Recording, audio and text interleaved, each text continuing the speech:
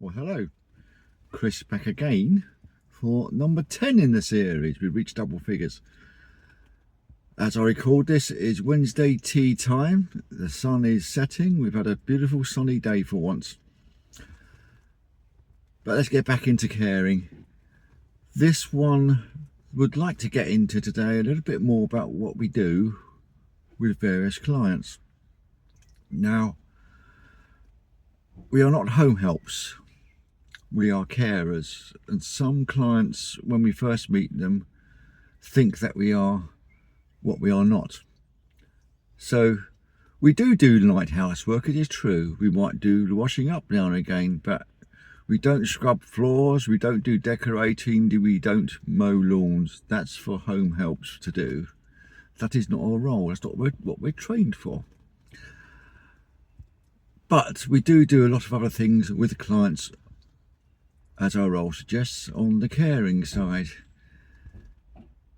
Aside from what I said in the last one, which was about bodily functions and personal care, we do cooking.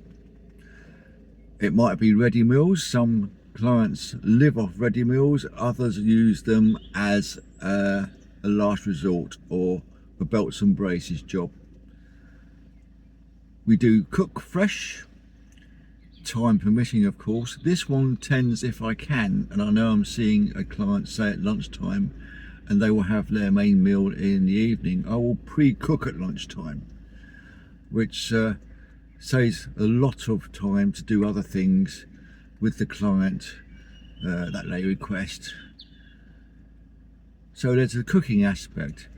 You don't have to cook or be able to cook as clients, but I'm sure we all have the basic skills in our own lives to do something like just egg on toast. It could be a full-blown English breakfast, which I used to do for a client every morning. Plus, he used to have 4 rounds of cheese on toast on top of that. He had a ravenous appetite. Some of my colleagues in the past have allergies to food. There's one chap who used to have a fish allergy, so if he's had to cook anything with fish, then I'm afraid he wasn't able to do that. But we're all different. It takes licorice to make the world, because licorice and all sorts and the world all go together. But a lot of clients just want to natter while you're doing things. It's company. Whether they've got great family support or don't see anyone apart from the likes of us and perhaps a neighbour once or twice a week, company works wonders. And as you may have gathered, this one can talk until the cows come home, but as I've probably said before, I listen. And it also gives an opportunity for the client to get things off their chest. Now, one particular client I've seen recently, we had a little heart-to-heart in a way, because she was getting fed up. She had been caring for her husband for 5 years before we started to see her, which was another 5. And her health isn't all that great. And she opened up to me a little bit about, you know, feeling down, feeling used. She being of grace and favour to her husband, whereby she's not well herself, and who's there for her? Well, we're here for her. But there's not a lot you can do in a situation like that, where you get involved in what I like to term marital skirmishes. It's a difficult one. It is a difficult one. But bless her heart, she soldiers on regardless. What else do we do? Well, there has been days out.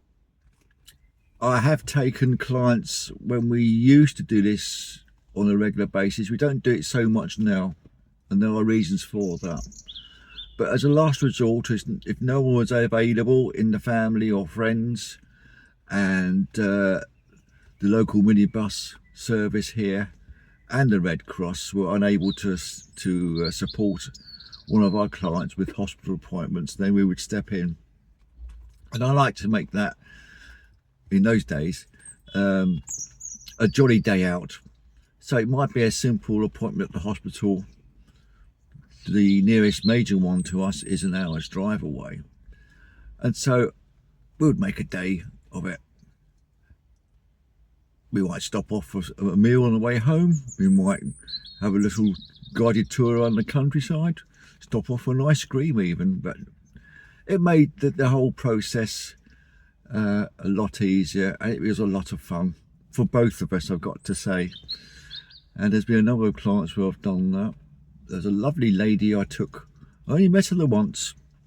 She wasn't one of my clients. She was seen by my colleagues, but I stepped in to take her down to a private hospital, again in the nearest major city, well, town actually. It's as big as a city. Nearest major town to us, where that hospital was. And it was a lovely day that day, because that was the day she got the all clear from cancer. And I didn't know her at all taking her down, but when she told me she came out of the hospital and she got the okay for cancer, we had a little bit of a hug and she had a little bit of a cry. Lovely day that was. What else do we do as carers? Well, there's playing board games. There's the sitting services that we do, which I do during those services. It might be playing board games, it could be listening to music, anything to keep the client happy. So there's other things that we do. I will touch upon a little bit more now and then in later videos. But there's more to caring than just feeding, washing, making people are clean, dry, warm, fed, comfortable, happy. There's a lot more to that than what happens in their four walls. But I have to move on, as always. There's a couple of clients I'll see this evening, and I'll be back home at about 6:30, maybe 6:45. So until then, look after yourselves, take care, like, share, subscribe if you like this sort of thing. Until the next one, take care. Bye for now.